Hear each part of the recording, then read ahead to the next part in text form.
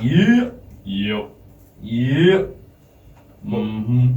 Welcome to Media Shower on Edge Radio, 99.3 FM. Today's a very special Halloween episode with your hosts, Qom, me, and Lochie. How are we doing today, Lochie? Well, my name's Charlie. Who's this lock? That's right. We have a couple guests. We are. Is this a microphone? Oh, may I touch it? No, Phil, please don't touch it. Just leave it as it is. So today we're dressed up. You can see on our YouTube. We will be uploading the video tonight. Both got our Halloween attire, and one of the greatest, I think, cosplays ever. We always talk about smiling friends. Lochie has crafted a Charlie and a Pim. Who is this guy? I don't know who you're talking about. Come on, Charlie. Just be a little nice on the microphone. No, Pim. I can say whatever I want. Okay, like this is my valid opinion. Okay, like who is he? Like who? Why do you keep referring to me as him? Like I'm sorry. This is just getting a little off-putting. Yep. Like that's not the answer I came here for. Like who is this Lachlan dude? Like Charlie, let's just talk about this. All right, fair enough. This It was a mirage. It was all a mirage, yes. We've had some good episodes. This might be the most schizophrenic one yet, though. Unfortunately, yes. Yep.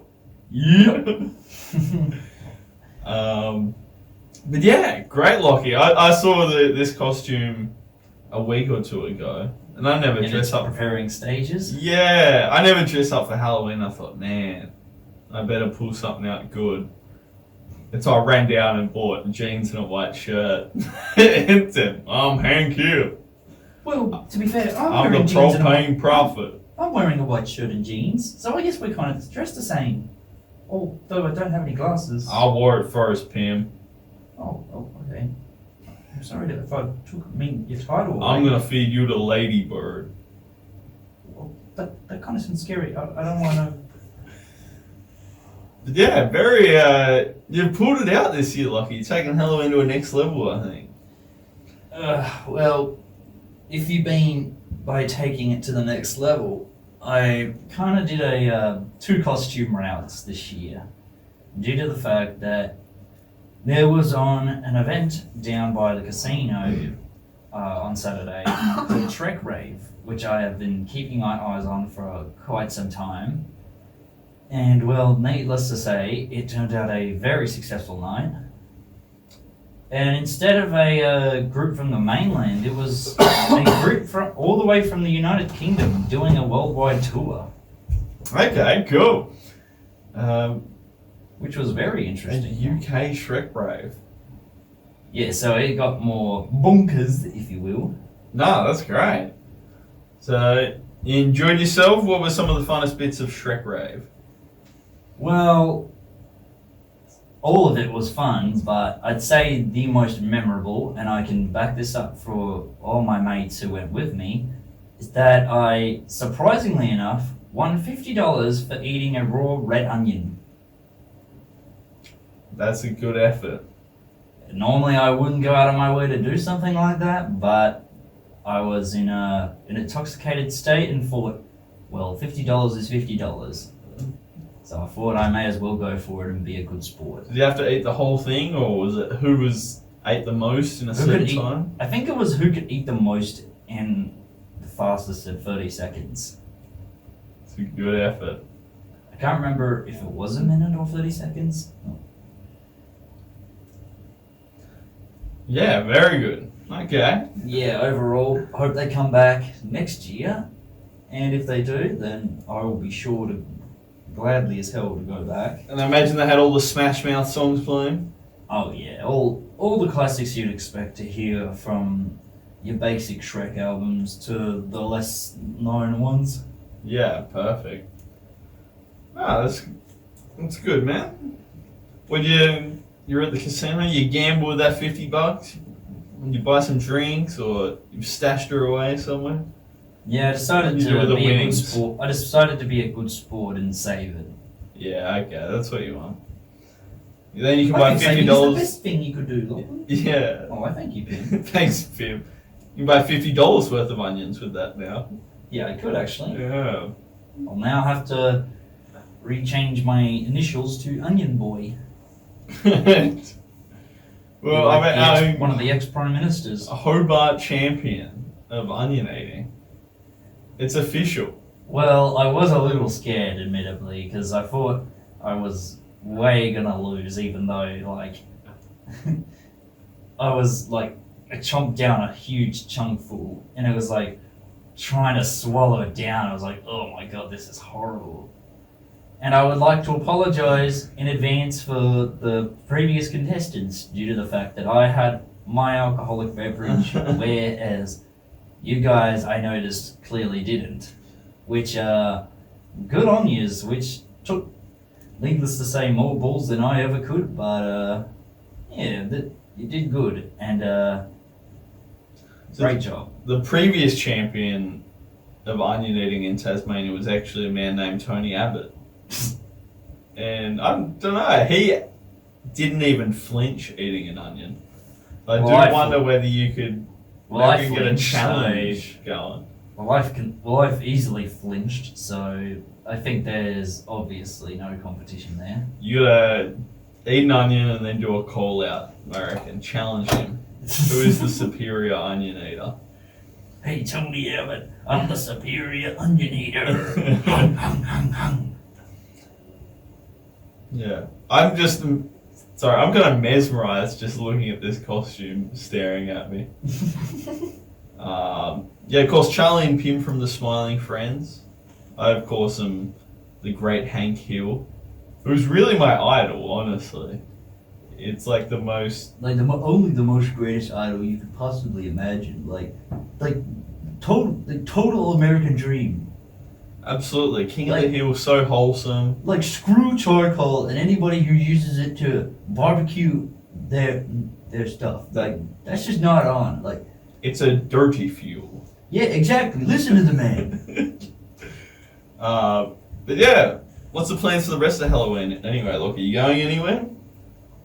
Well, shooting at trick-or-treaters? Oh, well, I don't know about shooting at trick-or-treaters, but we might say hello and maybe offer some candy, but who knows? But then again, Charlie here probably wants to do something else. Is that right, Charlie? Yeah, well, I've kind of got myself lined up for this awesome party that I kind of requested to go, so yeah, I do need to be there. Oh, okay. Well, just don't really want to spend Halloween again, all alone. Oh, no, that's okay, Pim. You can come to the party if you want. Really? Yay! Okay, yeah, that was a bit too loud, but... Anyway, what was you going to say, Hank? I have no idea. I'm just mesmerized by all this. But, maybe we better get to something, otherwise I'm just going to keep staring at how great these costumes are. I mean, Pim's perfect. We're gonna have to upload these. We'll have the video up, but we put up some photos on social media as well, I think. For sure. They're too good. And the voices. You do a better Charlie voice than Charlie himself, I think. No, I'd say I just do more of a passive, immature type thing. Like, he does it all the way. Like, if anything, Zach Haddle's like a fucking god when it comes to that type of stuff. We're gonna have to bleep that. But what would be... Excuse my foul sailor mouth. It's Charlie. We're getting Charlie kicked out. Get him out of here. Take his coat. Oh, but Charlie, you're not... I told you not to get kicked out. Like, you promised me you weren't going to do that. I'm sorry, Pim. I can't help my mouth if it just comes out, you know. Gracious apologies. But yeah, we better get to a topic. And we're going to be talking about... Monster House. Monster House. That's right. It is kind of an old... I looked up, what are some good Halloween movies? There were a couple horrors I thought about. You could watch. I did mention Tusk, which... But then the more I thought about Tusk, I thought it's just too, like, weird Yeah, Too many I'm not weird sure things happen. how exactly you would go down in like a worldwide. I wouldn't say worldwide, but locally friendly radio show. We might put out a video eventually reviewing Tusk, but it's just like I don't know how we can talk about it without talking about it. You know what I mean? It's too. Unless we have some type of privatized viewing of some kind. Yeah. I don't even know how that's going to be possible. We might touch on the platform at the end. We'll see how much time we got. But yeah, right now, Monster House. Animated film created in 2006.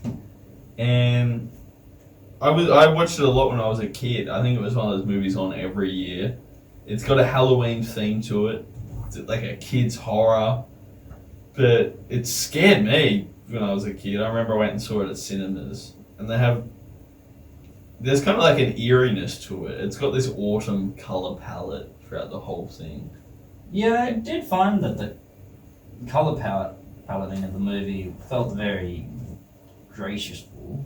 Yeah. Despite some of the greys in the areas, like the lighting in certain areas felt like it paid off. Honestly. Yeah, it's kind of just like a weird looking movie. I like the art style, but it's just different. It kind of sticks in your head. The animation in particular, I feel, sticks out the most, and I'm only saying this because, well, I'm gonna get constantly booed at from now on, but I've actually never watched this movie when I was a kid. This actually was my first time watching it. That's great. What did you think, Lochie? Give us your initial feelings. Well, I don't know if this has become a stereotype over the years, but I couldn't help but think the two main characters, DJ and Chowder, really gave off a Greg Heffley and Rowley Jefferson type feel. Absolutely. One who's kind of like the black-haired, tall main character syndrome type character, and then you've got the other character who's slightly little overweight, blonde, but has very little care in the world and just is there for the moment. Yeah, absolutely. Yeah, kind of DJ is a little bit smarter and confident, and Chowder is just like goes with the flow, goofy lunatic. Yeah, we see that dichotomy a lot in Film, yeah. Yeah, in film and movies. So it's not anything, original or... I did read one But it's review that But it works. kind of said it was a rip-off of the Harry Potter characters. And I thought, maybe. I mean, because we of course introduced with a girl to the group, Jenny, and she kind of plays a Hermione. But I don't think Harry Potter has a trademark on that sort of, on a personality of a character. I can't remember whose review it was, but they kind of destroyed the whole movie and just said, "Oh, it's just a rip-off of the Harry Potter people." And I thought, no, it's those tropes have been here since forever, really. Main character's confidence, best friend is an idiot, and there's some female who is allegedly intelligent. Allegedly, who is so intelligent, type thing. Yeah, or she's I mean, she is, but she's kind of like a snarky, a smart aleck is the word. I don't know, I'm trying not to say a smart bottom. Smart Alec was better. Yeah.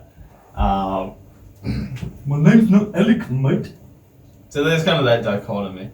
And as the title of the movie suggests, Monster House is about a house that is a monster.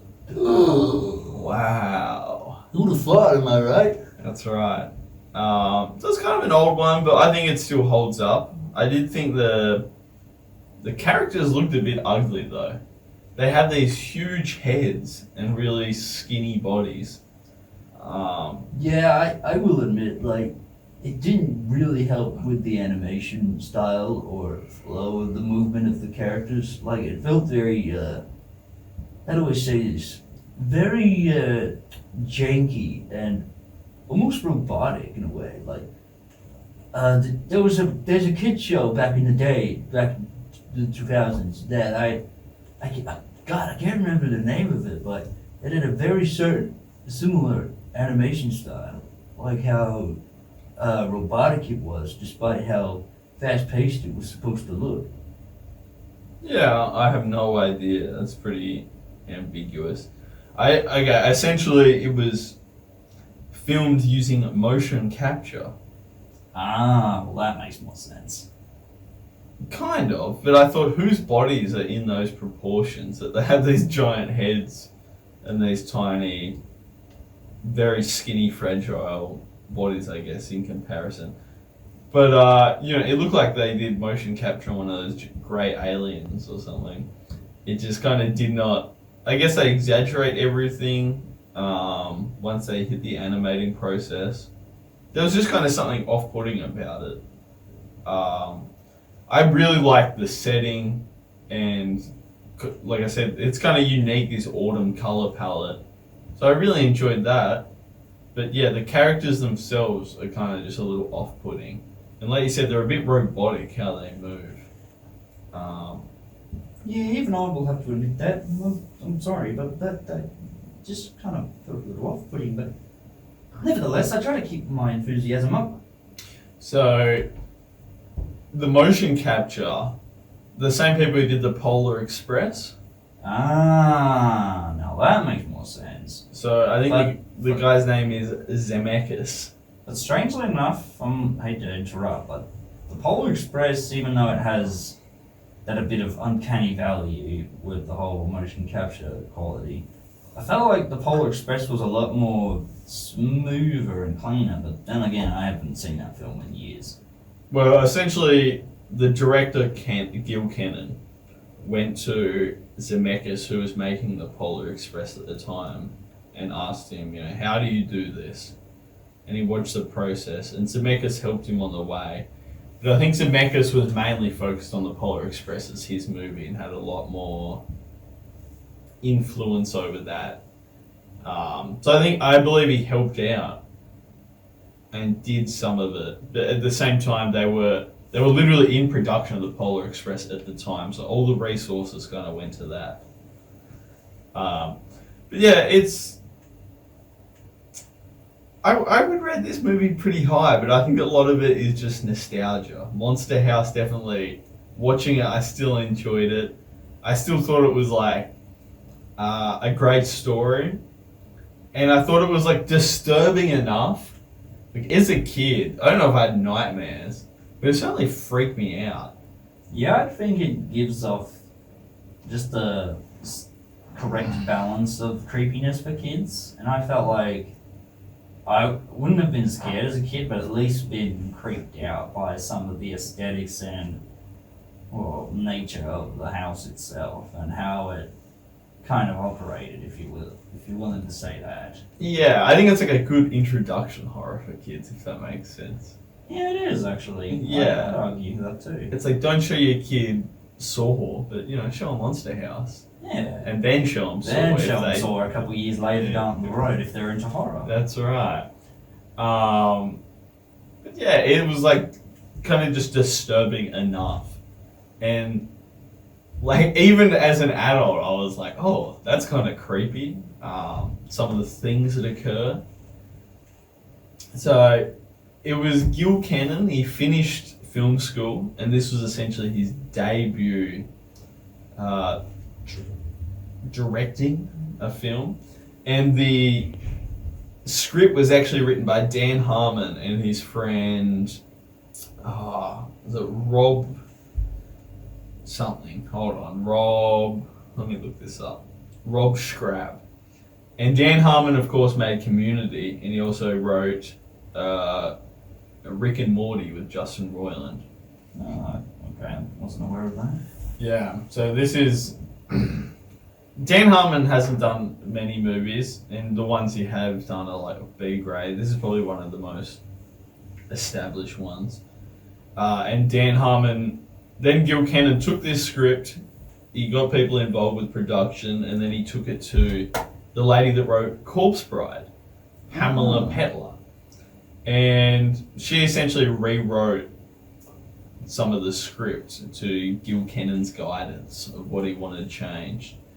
And it was funny, Dan Harmon and Spielberg actually worked on this film as well as a producer. And Because that wouldn't happen to have the association with Admin Productions, would it? that's exactly right. Yeah, because I was wondering why they would show that off in the beginning. Yeah. So yeah, I think it's Admin Productions, Amblin Productions. I think Yeah, it is. sorry, my bad. Yeah, Spielberg's entertainment production company. Yep, that's right. That's absolutely there. And Dan Harmon later wrote, he called Kennan a hack, the director, and he called Spielberg a moron. And he was so like annoyed with the changes in his script. But I looked into kind of the changes, and essentially it's the house was initially just a monster house, and then in the changes they kind of made it possessed by like a human soul, almost like an original Chucky type idea. And I thought that change was worth it. It made more sense, and it felt like a little realer. And Dan Harmon is terrible. So there you go. Dan Harmon's probably like one of my least liked writers. And here you go, Dan Harmon fist fighting. He's really a leech. I mean, Justin Roiland was the guy who carried Rick and Morty. And when he left, he's innocent by the way. He was found not guilty. When Justin Roiland left, Rick and Morty was like even worse than it originally was. Those new seasons like straight up terrible. They're all about emotions and things like that. Bro, I just want to see a dog talking. You know what I mean? I don't know. The first seasons were at least watchable. And so yeah, Dan Harmon, I kind of laughed that he called Spielberg a hack. Because it's like, bro, your catalogue of movies, Mr. Harmon, is straight up terrible. Rick and Morty's the only good thing, and you essentially had Justin Roiland carrying the whole franchise. There's no point of being the guy who just leashes off people. That's not really what you really want. Yeah, so he's a terrible guy. Corpse Bride is, maybe we should have reviewed that. I mean, Pamela Petler. Try saying that 10 times really fast. Pamela Petton? Pamela Petler. Oh. Can't even do it once. Yeah, do it once. So yeah, she wrote Corpse Bride with Tim Burton, and she's got some great credits. And she rewrote this, and she's got better credits than Dan Harmon. So, you know, he deserved a rewrite. And I thought that what I read about what was rewritten seemed to work. Sorry, I'm running away with this. Maybe we should get into what the plot of Monster House actually is. Nah, that's it. We gotta have these facts in somewhere. Yeah. I just thought it's always interesting talking about the production of this sort of stuff. I'm kind of obsessed with like productions. What went wrong. It's kind of almost more interesting than the movie itself sometimes. But yeah, do you want to give us a rundown of the script? Oh, well, I'll try to the best of my ability since, well, I only watched it once and I quite have a vague memory, but should have a pretty good diagnostic on the main century of the plot, I guess. So I guess, how do we start? Do we start from the beginning of the film, or do we begin of its timeline in quotes? Give us a start from the beginning, but you know, that's kind of, you know, let's keep it a bit broad, I guess. There's an old man, and he Lives in a very creepy house, of course. and he steals kids' toys. You ride your bike on his lawn, he's gonna take your bike. Or if you accidentally knock your basketball into his yard, he's gonna take it. That's right. And his name's Nebuchadnezzar. What a funny name. Yeah, and he essentially threatens all those kids as well. He says, "Get off my lawn!" Do you want to become a dead child? Something just so lunatic sounding, I just couldn't help but have a giggle. Yeah, and so DJ is kind of his neighbor, and he's spying on him. And DJ's parents go to a convention, for the weekend, and so he gets a babysitter. Now they never say what the convention was. So was it a? What was it, Lochie? Was it a gaming convention? Was it a comic convention? I don't know. I don't think that would have been as popular as they are now. Was it a furry convention? Okay, let's just not start thinking about that. Yeah, not, to be honest, I don't really want to start thinking about that too. Now that would be disturbing. Just got a little bit uncomfortable. Yeah, I agree, Peter. This just got weird, low, uncomfortable. So DJ's friend Chowder comes over and they lose his basketball on Nevercracker's lawn. And they go to save the basketball and Nevercracker comes out and he's screaming at him and he essentially has a heart attack. Or what they believe he has a heart attack. Yeah. They think they killed the Nevercracker. And they think Essentially making him so angry that he just stopped. yeah. And I thought, oh, short movie, Nevercracker's dead. And so, no more angry neighbor. And then It's the- like, wrong!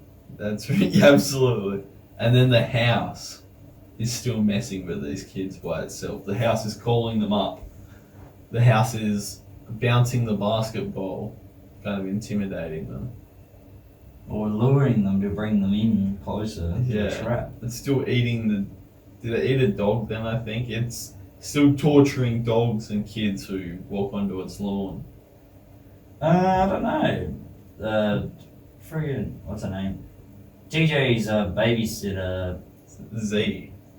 Yeah, Z's friend, if you're willing to call that. Oh, Which I'm pretty sure is voiced by Jason Lee. Bones. It is Jason Lee, actually. Yeah, I can Jason almost Lee from My guarantee- Name Is Earl. Yeah, I can guarantee it. And anyway, it's revealed at the very end he actually apparently survived. So you think by that measure, do you think the dog could still be alive too? They did actually show the dog at the end escaping. Essentially, you know, I guess it's a kids' film or a young adult film. Everyone who is killed, Supposedly, isn't really killed. yeah. It's just, oh, what happened? We couldn't have a real death in this movie, you know what I mean? We need to have a happy ending. It's okay. I'm not going to argue. The thought with of it. death is allowed, but actually having a death? Nah, not on. It was interesting, the casting. So you said they have Jason Lee. They have a lot of big enough name actors And I swear in they the had secondary roles. And I swear the guy who played DJ's dad was freaking Saul Goodman. So, do you think it sounds like him? Oh, I did not notice that, actually. I have no idea. Yeah, I just couldn't help but think every time he spoke, I'm thinking, is this guy Saul Goodman? I got no clue, man.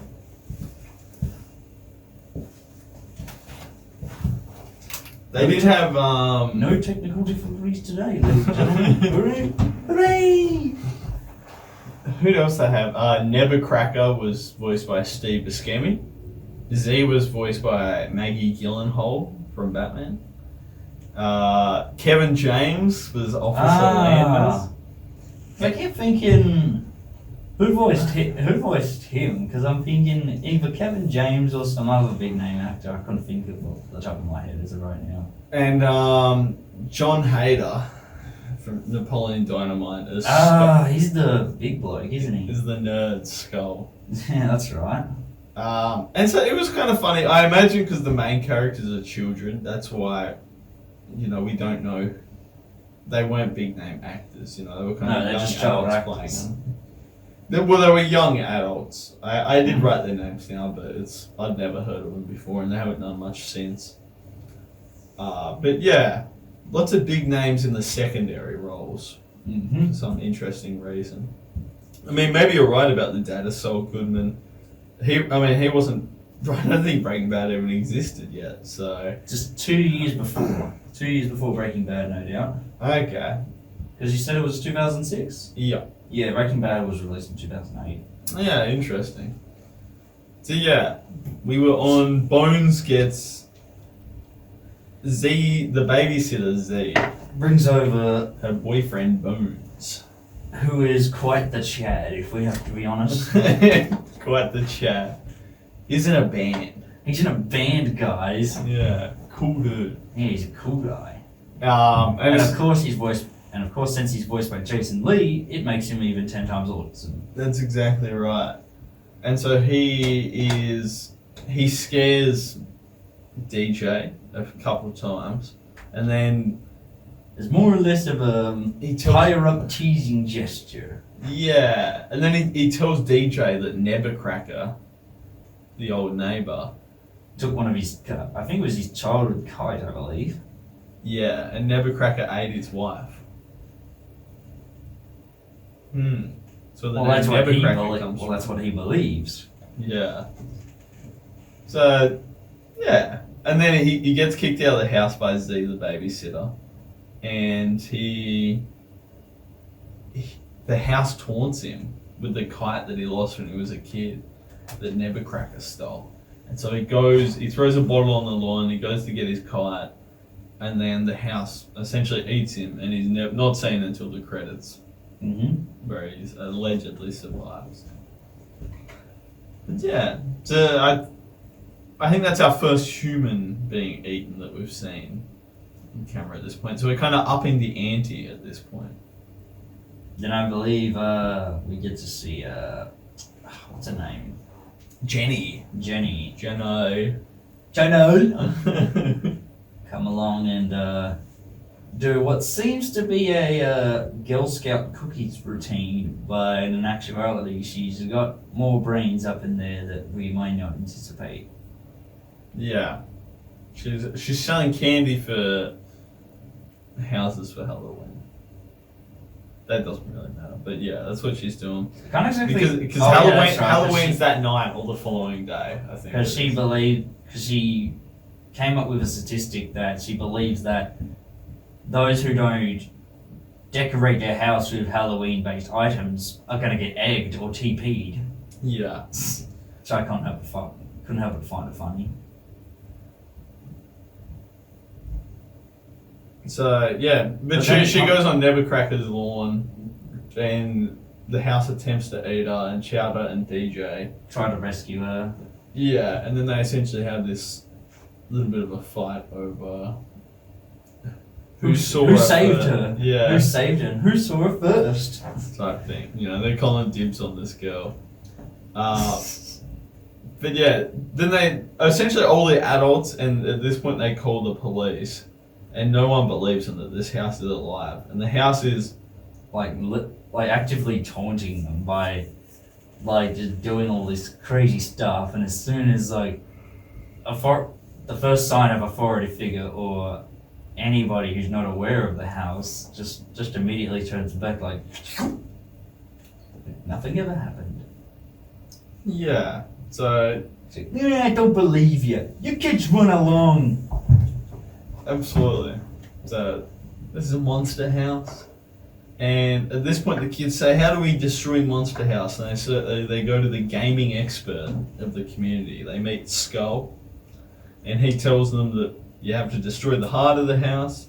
They then go to the house and they drug it with cough medicine. Well, their first attempt. I think it was their first attempt. And then DJ notices, ever since old mate died, he thinks he killed old mate, he notices that the chimney has been smoking with full black smoke ever since he died. So he's been wondering, would that be possibly the heart of the house? So they go in there to put out the smoke. Where there's smoke, there's fire, as they say. Yeah, and well, the fire described in this movie is basically an inanimate house just trying to screw with these kids, really. Yeah. So they enter and they find a tombstone they enter the monster house. They find the tombstone within it of Constantine, is it? What's that Constance, I name? believe. Constance, that's it. And And it turns out, I believe, she's covered in cement, essentially. Her big fat body is covered in concrete. yeah, And her backstory basically was that she basically was, for less of a better words, circus freak, if you, unfortunately. Yeah, for being the average size of a woman today. And, Come on, that's a good funny joke. we're gonna get hated. Okay, maybe that's not a good joke. We're gonna be hated after this. Let me just say that Constant, she was fat as a circus freak. But But then, no, what's his name? extraordinarily, by today's standards. I was gonna keep going with the plot, sorry. Sorry, you don't want me to make this joke, it's too bad. What's his name? Nutcracker or whatever his name is, sees how people view of her and he's like, you know what? I think I can give her a much better life. Set her free. Yeah, he's a feeder, he loves them. Not like that. Oh, okay. But yeah, he breaks Constance out of the circus. Brienne has a life of her own, and eventually they end up getting married, and they end up making the house, which is essentially the monster house. And while it's in the process of being in construction, there would be kids egging the house, and that would make Constance mad. Yep. And Nutcracker would always try to calm down and say it's not worth it. Until one day it got too far, where she got too angry and accidentally pushed Nutcracker onto something where she stumbles over and then knocks over a switch that So it's pouring cement. it pours cement while she Wow. falls, and then as she lands, the cement buries her alive. Yeah. Like submarinating as she's like stuck there. And so he finishes the house essentially with his fat wife buried in the foundation. Because that's what she would have wanted. That's right. Yeah. And so when he finishes the house, the monster house is now possessed by his fat wife. And in reality, Nutcracker's just And the house is very basically an resentful. angry old man because of the fact that he tries to warn the children not to enter the house. Yeah, he's protecting the kids from his monster house. So he's not Possessed just by some his fat evil, wife. grumpy old brute. Yeah. Do you know what's interesting about this, Lochie? What's that? You could have solved this whole movie if he just built a fence. Think about that. All these kids and people walking on his lawn, and he never built. 45 years, he said, he was stuck with this house, and he never built a fence. That is true. I wonder why he never built like a simple wooden fence. That's right. You know what? I never get trick or treaters at my house. It's because I have a fence and a big sign that says no trespassers. That's it. No trick or treaters. I'm taking the fun out of Halloween, but I mean that's what he should have done. Well, if you want to be real about We it. would have solved the entire movie. I mean, because it kind of amazed me. They should have just had a throwaway line that said, "Oh, and I built a fence, and Constance ate it." Something like that, you know. Yeah. Now we get this backstory from Nutcracker. He returns and tells the children, "Oh, my house is possessed by my fat wife, and this is what happened." And then the kid says, Yeah, we know. And we're sorry to hear it, you know? Yeah. We didn't mean it.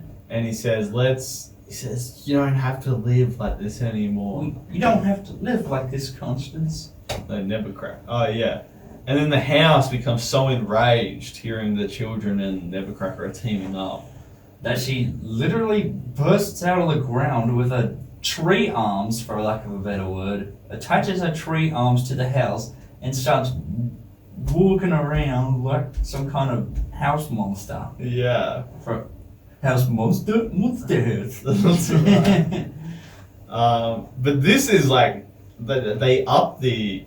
Anti-heaps. Yeah. First the flashback I thought was disturbing because it's more like, ooh, that's pretty sick that this that this house is actually possessed by a real lady, and there's a backstory to it. Ooh, it's giving some history. And then they up it with, now we're going to go into like an insane action sequence of this devil house.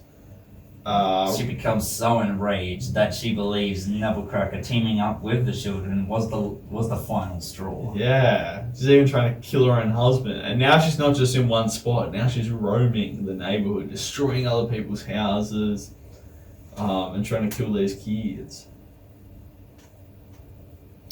Yeah. How do I reach these kids? That's exactly right.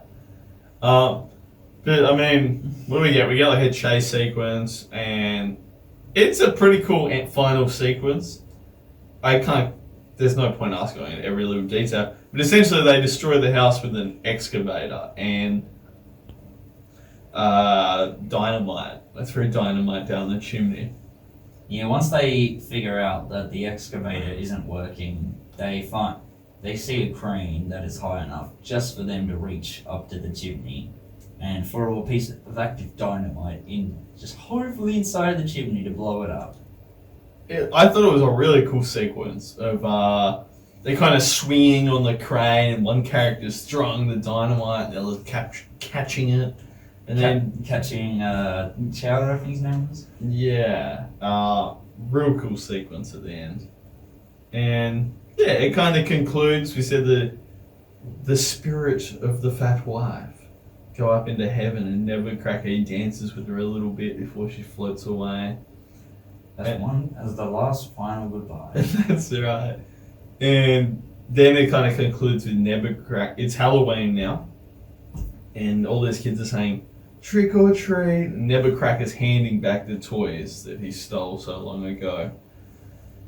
And yeah, that's pretty much the end. Then we cut to credits, and in the post-credits we have Bones and the police officers and the dog. Everyone that was eaten by the house crawls out of the pit, the foundation of the house, and they're all alive. It's a happy ending all around. Constance's fat spirit is finally passed on. Nettlecracker's finally free. DJ and Chowder heroes. It was kind of funny though that... Oh, actually, this was kind of a nice twist at the end. DJ's parents come home from their convention, and he just doesn't even bother telling them about the destroyed house or about Nettlecracker's heart attack or anything. And Yeah, says, I thought that was kind of odd. Like, you did not tell your parents anything that just happened in the Yeah. past few days. But it's of course because he was so obsessed spying on Nettlecracker for so long, and no one believed him, that even now he saved the day, rather than saying, "I'm right, you're wrong," he just goes on. Whatever. Yeah, whatever. I'm kind of... He's essentially free from Nettlecracker as well after all this. He doesn't have to obsess over it. He doesn't have to tell anyone. He's done. Interesting. A nice little end to it all. A nice full circle. Yeah. And then we see Jenny leave. And yeah, I guess none of them get the girl in the end. Is that right? I guess if you count that one kiss by DJ, I guess. Oh, actually, yeah. I think she said, I thought "See you that was- next Halloween" or something. I thought I was like, that was a bit sudden, but alright. Yeah. Especially after the two were playing who gets dibs. But yeah, kind of no one gets the girl. If I think about it, Nettlecracker, his wife's gone. Z leaves Bones, and she's dating Skull, and then the end scene, she is leaving Skull and going back for Bones. Yeah, it's kind of a... Skull and Bones. That's right, and she wears a shirt that says Skull and Bones throughout. So make that what you will. But yeah, overall, I would say... And it's the name of a band, you sick freaks. Yeah, there's a funny... Yeah. I only just noticed that now that you mentioned this. Yeah, absolutely. But yeah, I thought it was great. It did well at the time. It made $142 million worldwide. That's at the box office. On a $75 million budget. So about doubled its budget. But yeah, seemed to do very well. It was originally planned as like a DreamWorks production. Oh, that's fun. It's very DreamWorks animated feel to it, but then it wouldn't have been taken over by Sony Animations, right? Yeah, for whatever reason it fell through at DreamWorks and Sony picked it up. And they produce, and it's got about 4 or 5 production companies attached to it, which is not unheard of, but it's a little odd. But yeah, Sony being Sony was also the distributor, so it was nice having a deal with them. And another weird one was Spielberg's Amblin Entertainment produced it, but Spielberg was actually working with DreamWorks at the time. So I don't know if it was a conflict over distribution rights or what, but for some reason it fell through at DreamWorks and it moved on. Maybe there could have been an unwaged war. Yeah, it just seemed odd. That's me trying to piece. I read a couple different articles and they all said slightly different things, so I was trying to. Whenever there's disputes with these production companies, it's hard to kind of find out what's real, what's not, because everyone kind of writes their own history. Yeah, none of it's authentic or real. Yeah. But really, I mean, yeah, I thought very good movie. I think the reason it had so many production companies attached is because really Sony was the main one providing money and distribution, and the others were almost just providing assistance in the animation. So, the motion capture, that sort of stuff. But yeah, first time seeing it, Lochie, would you recommend this film? Was it a good Halloween film? Well, I don't know if we stated this already during this episode, but I think it would be a really good a start-off point for someone who wants to get into horror. Let's say you start off your young children with like your Scooby-Doos and whatnot. I'd say this one, Monster House, would be up there as one of the good starting points if you want to get your children into like horror movies and Halloween themed movies. Yeah. It may have like a bit of chunky and weird animation nowadays, but for back then it wouldn't have been uncommon. Yeah. I mean, I thought I got used to it pretty quickly. It was just when I first saw it, I said, ooh, they're moving a bit. Are these robots I'm watching? But yeah, I agree. It's probably a good introduction to kind of like more serious horrors. And it does have like a lot of those tropes of no one believes you. And it's also got that trope of I say it a bunch of times to everybody, but nobody still believes me. That's right. It's paranormal in many ways, and I mean, how many horror movies are like, this is an object possessed by someone's traumatized soul? And that's essentially what we got. Monster House is about a house possessed by a fat lady's soul. And that's why it eats people. Because it's forever hungry. And yeah. Go watch Monster House. It's good. It holds up as well. I was not disappointed. It's a weird movie that's stuck in the back of my brain. And I had not thought of it until I looked up. For this episode, I looked up, what are some Halloween movies we can watch? And I did find interesting. Not bad. I did find a little interesting but not noteworthy was how connected both Chowder and DJ felt, like when it came to their relationship as friends. It was like good. one was clearly the polar. Both of them have clearly polar opposites, but yet they still feel like your childhood friends that you've just grown up with for so long. Yeah. Yeah, absolutely. And there's a little bit of conflict and resolution with them as well. The Chowder wants to go trick or treating, and DJ thinks he's too cool for Too cool for Halloween. too cool for Halloween. You're never too cool for Halloween. Mm-hmm. Yeah. But no, that kind of ties up nicely in the end. And of course they have the arguments about who has dibs on the girl. But they're both, even though they have these pretty minor arguments, they seem like they're drifting paths from one another. They still stick solid. They're still reliable on one another. That's what friendship's all about. Just like you and me, Charlie. I wouldn't go that far, Tim, but yeah, sure, we can do that if you want. Oh, that would be lovely. I can picture it now. In the Bahamas. Yeah, I wouldn't just keep going on that. I thought the characters all felt really real as well. Like Chowder felt, all the like kid characters and the adults, the kids felt realistic. There was never a moment where I was like, that's someone playing a kid. Like little things like Chowder lying about how cool he is or what he knows and doesn't know.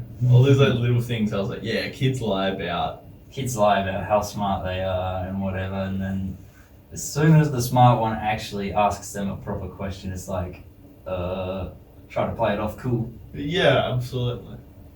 So yeah, I thought it was all real. It was great writing. Great writing by Pamela Petler. Terrible writing by Dan Harmon. Ha ha ha ha ha. Rick and Morty's the worst show ever. Smiling Friends, it's even more better. Smiling Friends is way better. Yeah, I would agree. Like Rick and Morty's kind of fallen off. I'm sorry to hate all you Rick and Morty fans out there, but it's fallen off.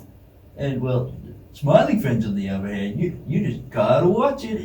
It's so good. Like me and Pip, we go on the most craziest adventures ever. Like me personally, I don't really like them, but Pip, what do you think?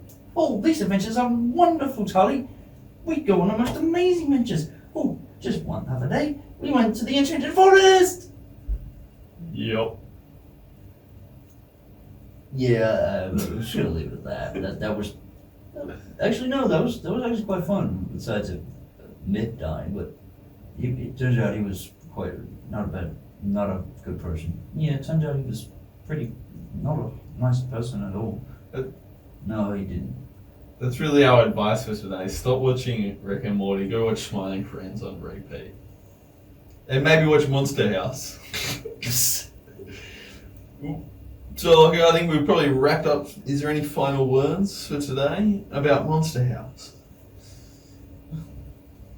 Other than the fact that DJ and Zach, Chowder and DJ have a very Greg Heffley and Rowley Jefferson type look and feel. Yeah. I can't call it other than what I just said. It's just, I've just grown to see those tropes being combined together. It's like the two friend groups, I guess. I don't know, it's weird. Yeah, you have to kind of, I guess the other is you want your main, and this is why we see this trope a lot. So you want your main character is like the confident hero figure, but you need the laughs and comedy throughout. And so that's why you always make your secondary character kind of like a fat idiot. But you think that's so common in films. And I think that's why. You still want the comedy, but if you have your main character be the goofball, well, people don't see them as the hero anymore. Depends on how you rate them, but that's up for debate. Yeah, well, I think we see that a lot in movies. I don't hate it, but it just seems sometimes played out. I don't know. It's just to be expected. And it's something that's so expected I don't even hate it anymore. You know what I mean? I don't know. It's so just like, oh, that's what it is. Yeah, good film. We might wrap up, but next week we will. What do we got on the table? We're talking about The Platform, which is on Netflix. another horror film. I think they're great movies, both 1 and 2. Number 2 has just dropped a couple weeks, this month anyway. I think they're brilliant. I think they're graphical horrors. They're kind of very psychological. Oh, I hope it's not that scary for me. Oh, I would not like to look. Oh, please don't let me look. Are you seriously that scared of him? Like, this is not even terrifying. Like, I've seen way worse stuff on the internet, man. So, Pim and Charlie, would you like to wrap up today's episode? Yeah, I guess just that fact that I love my girlfriend, I love my job, I love my country, I love this earth, and yeah, it's just what else can I say? You gonna finish like him? Oh, yes, I do. I love you all, and happy Halloween, everybody! Yep, I think that's us, and you're listening to Edge Radio Media Shower 99.3 FM. Yep, that's about it. Perfect. And we'll probably have this episode, the video for it, on our YouTube at Media Shower. And don't forget to check out the Facebook and Instagram pages. That's right, we've got updates on Instagram and Facebook as well, so check that out. At Media Shower or at Media Shower Radio. You'll find it. Hope you have a great day, folks, and Yep. see you around.